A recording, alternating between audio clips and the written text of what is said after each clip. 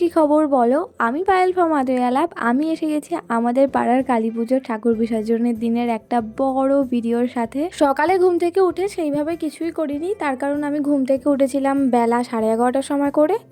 ঘুম থেকে উঠেই তো প্রথমে সোনাইয়ের সাথে একটুখানি খেলছিলাম, তারপর ফ্রেশ হয়ে এসে গেছিলাম সকালে খাওয়া দাওয়া করতে। আমি, মা, কাকিমা তিনজন মিলেই সকালে টিফিনটা সারলাম। তারপরে দুপুরে 2টো নাগাদ বাড়ির সবাই মিলে বসে পড়েছিলাম দুপুরে খাওয়া দাওয়া কমপ্লিট করতে। দেন চলে গিয়েছিলাম আমি আর পচা দুজন মিলে বাগান ধারে। সেখানে গিয়ে একটুখানি দেখছিলাম কি কি হচ্ছে।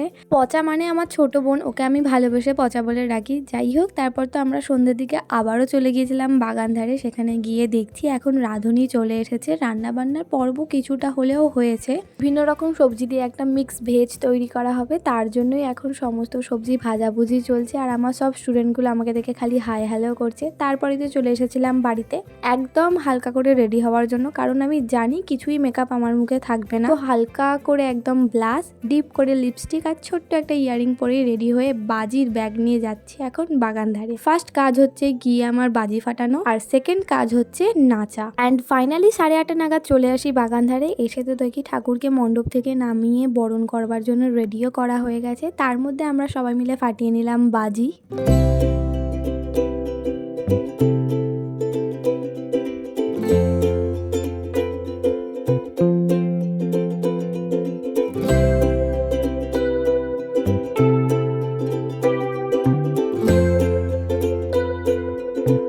এবছরের মতন তো ঠাকুরকে বরণ করা হয়েই গেল। এবার সবাই সবাইকে মাখাবে সিঁদুর। আমরাও একটু সবাইকে গালে সিঁদুর মাখাবো। আর এই জায়গায় না আমাকে সবাই কপালে সিঁদুর দিতে যাচ্ছিল। আমি সবার সাথে ভীষণ ঝগড়া করেছি আমার কপালে যেন না সিঁদুর দেওয়া হয়, কারণ আমি জানি আমার নাচতে নাচতে মুখময় হয়ে যাবে। তার থেকে বেটার যতটা নিজেকে সাবধান করে রাখা যায়। একটা সুন্দর দিনে নিজেকে লাল টমেটোর মতন দেখতে লাগবে, কে চায় বলো।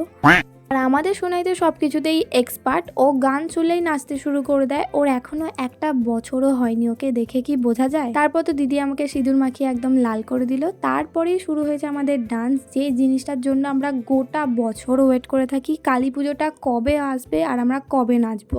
এই তো আমাদের বিধ্বস্ত চেহারা অ্যাক্টিভ নাচার পরে। মাঝে আমরা অনেকবারই জল খেতে এসেছি, তবে আমাদের খুবই খিদে পাচ্ছিল, তার জন্য আগে রাতে ডিনারটা কমপ্লিট করে নিলাম। মেনুতে ছিল খিচুড়ি, তার সাথে মিক্স সবজির তরকারি, আর সব শেষে ছিল আমড়ার চাটনি। যাই হোক, ফাইনালি আমরা সবাই মিলে খাওয়া দাওয়াটা করে নিলাম। এরপর আর একটা রাউন্ড চলবে আমাদের নাচা কোদা।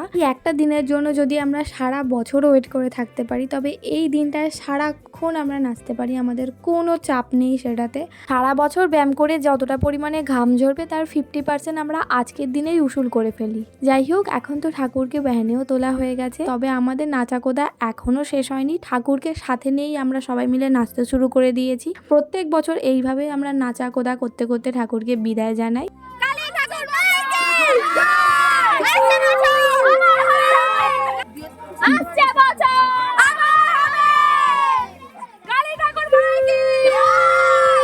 আমরা সকলেই দুঃখ প্রকাশ সেইভাবে করি না, কারণ আমরা জানি পরের বছর আবারও একটা সপ্তাহের জন্য ঠাকুর আমাদের এলাকায় আসবেন। আর আমরা সবাই মিলে ঠিক এতটা পরিমাণেই আনন্দ করব, সেই আশায় ভরসায় এত কিছুর সাথে ঠাকুরকে আমরা সবাই মিলে বিদায় জানালাম। ঠাকুরের নিরঞ্জন করাও হয়ে যায়। অ্যান্ড ফাইনালি আমরা সেই ভ্যানে করে যাচ্ছি বাগান ধারে। আবারও একটা বছরের অপেক্ষায় ফেলে গেল আমাদের সকলকেই। যাই হোক, এইভাবে মজা ঠাট্টা আনন্দ করতে করতে একটা সপ্তাহ যে কোথা দিয়ে বেরিয়ে গেল বোঝাই গেল না। তারপর তো চাল করাই, তার সাথে নাড়ু খেয়ে বাড়ি ফিরে হাতে মুখে যে সমস্ত ল্যাপালুপি করি সমস্ত কিছুই ডান।